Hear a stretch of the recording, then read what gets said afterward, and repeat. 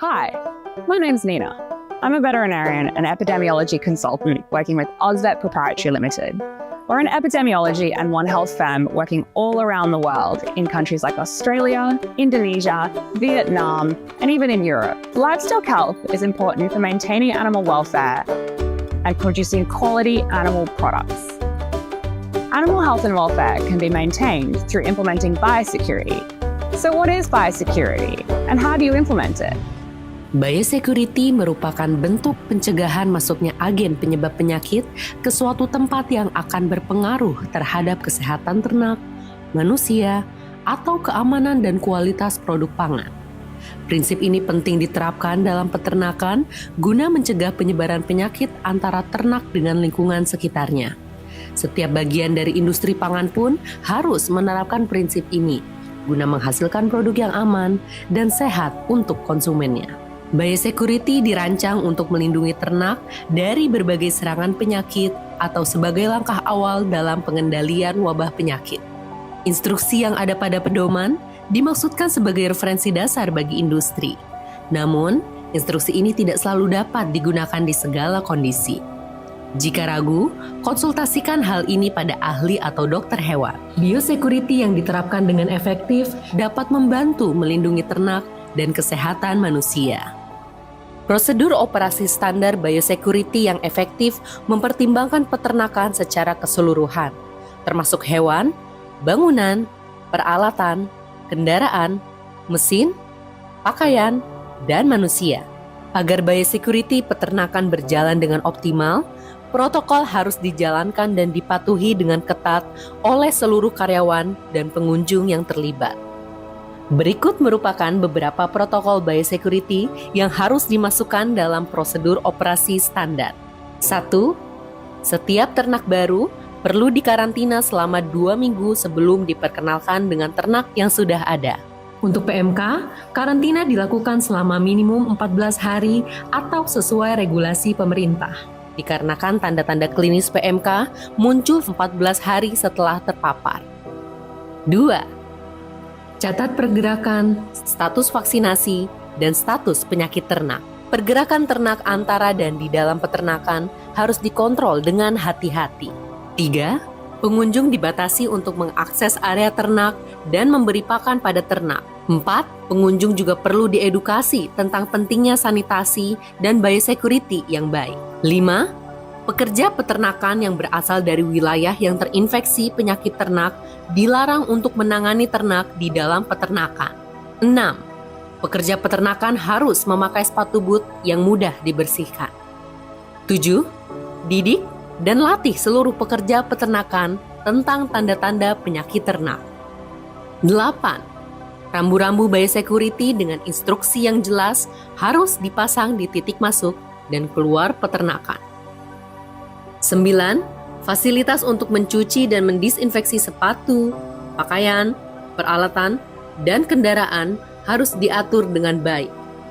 Perlu adanya bak disinfektan boot pada titik masuk dan keluar, guna meminimalisir resiko masuknya kontaminasi dari kotoran pada alas kaki. 10. Seluruh kendaraan yang memasuki peternakan harus dicatat dan kendaraan harus dipastikan bebas dari lumpur, tanah, dan kotoran.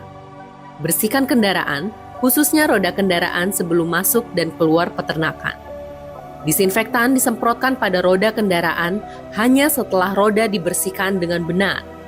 Pastikan kendaraan parkir di area yang telah ditentukan. 11. Prioritaskan perhatian pada ternak yang lebih muda daripada ternak yang lebih tua. Jika memungkinkan, gunakan fasilitas, peralatan, dan staf yang berbeda untuk menangani ternak yang sakit. Ternak yang sedang sakit disarankan untuk diperiksa terakhir. Pembagian yang sama harus terjadi antara ternak lama dan ternak baru yang sedang dikarantina. Seluruh peralatan, pakaian, sepatu boot, ataupun alat lainnya yang bersentuhan dengan ternak yang terinfeksi harus dibersihkan sesuai dengan prosedur operasi standar dekontaminasi. Buang peralatan bekas pakai seperti pakaian sekali pakai dan peralatan medis lainnya dengan aman. 12. Buat batasan yang jelas antara area bersih dan area kotor di dalam peternakan.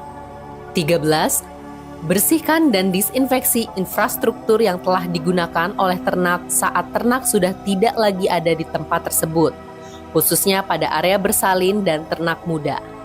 Berikan perhatian yang lebih intensif pada kedua tempat tersebut. Tidak semua disinfektan efektif terhadap virus PMK.